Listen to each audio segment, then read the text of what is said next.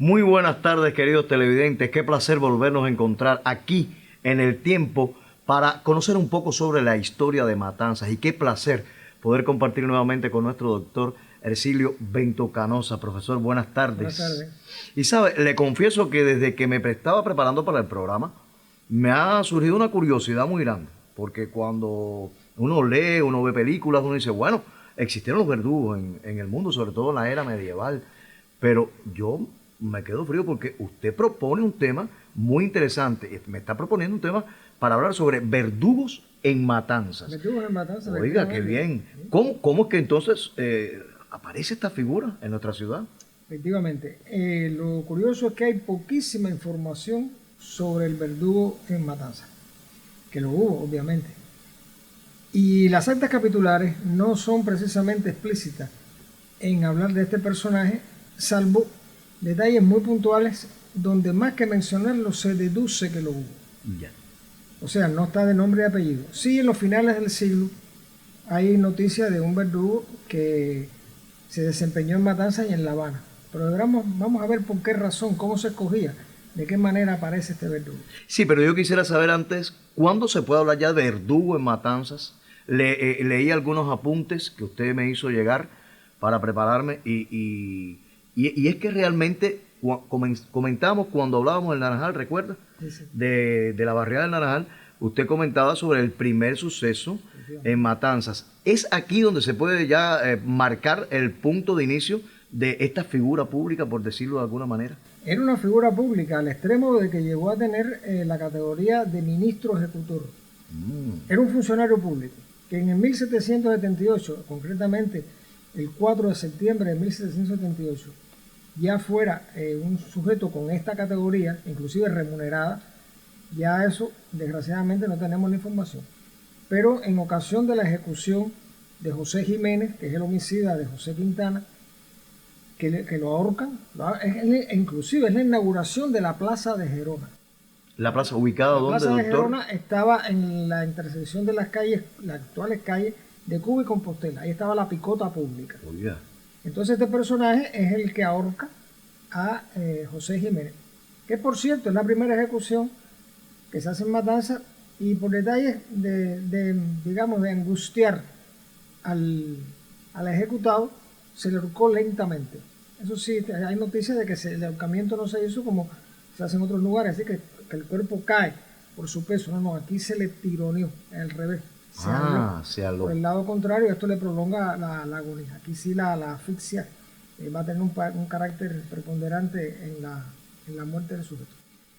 ¿Quién era? Bueno, posiblemente un sujeto venido a menos, que lo hayan buscado, porque siempre el verdugo tuvo que ser una persona de muy baja categoría social. Es un poco para jugar un poco incluso con el oficio. El oficio, además, el verdugo tenía otras funciones, que era descuartizar el cadáver, cortarle la cabeza, ponerla en una jaula y ponerla en la picota pública para que todo el mundo la viera hasta que se descompusiera. O sea, desmembraban todo el cuerpo. Exactamente. Bien. Profe, este tipo de ejecución era una ejecución que se hacía en esta plaza de Gerona, pero asistía la población, o sea, la ciudadanía de momento. Por dos razones. Una, porque era una convocatoria, era público, era una ejecución pública. Y la segunda, por la curiosidad de las personas, que muchas veces concurrían ahí no solamente por el acto curioso, sino también la oportunidad de ofender, de infamar al ejecutado. ¿Y era como un acto también ejemplarizante? De alguna manera, el reo siempre era humillado. El reo era conducido, en el caso de Jiménez, sí, fue así. Lo conducían en un burro, no podía ser en un caballo, tenía que ser un burro, mirando la cola del burro, generalmente vestido con un sayal muy rústico, a veces de color amarillo, precedido de un sujeto que en un tambor, con el parche, lo que se llama caja destemplada. La caja destemplada es que al parche se le afloja la parte que se le quita tensión, digamos. Se le quita tensión. Y entonces el sonido es como más hueco. Justamente. Eso se llama la caja destemplada. Que lo oímos a veces en otros contextos, pero bueno, esa es la caja destemplada. Y este individuo iba pregonando, que en España se hacía así igual, iba pregonando el delito. En Matanza no se hizo un tipo de acto posterior que se hacía, en casos ya muy graves, que era derribar la casa del ejecutado.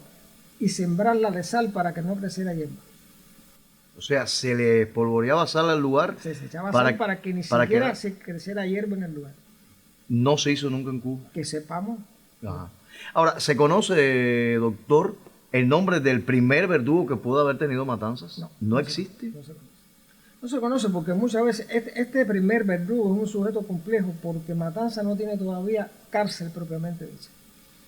Al no tener cárcel, se supone que los individuos se recluían tanto en el Castillo de San Severino como en el San José de la Vigía. Y muchas veces estas personas delincuentes se les condonaba la pena a cambio de que se prestaran a ser verdugos oficiales.